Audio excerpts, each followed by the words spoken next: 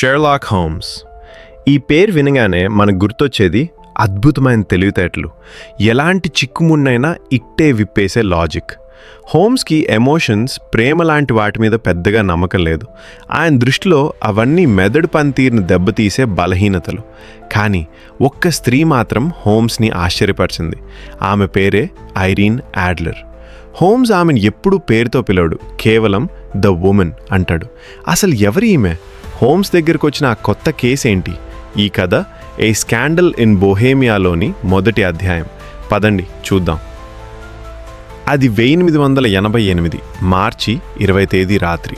Doctor Watson పెళ్లి చేసుకుని హోమ్స్కి దూరంగా ఉంటూ తన మెడికల్ ప్రాక్టీస్లో బిజీగా ఉన్నాడు. ఒకరోజు బేకర్ స్ట్రీట్ వైపు వెళ్తుండగా తను గతంలో హోమ్స్తో కలిసిన గదిని చూశాడు. కిటికీలోంచి హోమ్స్ అటూ ఇటూ తిరుగుతూ ఏదో దీర్ఘ ఆలోచనలో ఉన్నాడు. పాత మిత్రుని కలవాలని వాట్సన్ లోపలికి వెళ్ళాడు. హోమ్స్ వాట్సన్ని చూడగానే పెద్దగా ఆలింగనం చేసుకోలేదు, కానీ కళ్ళల్లో ఆనందం కనిపించింది.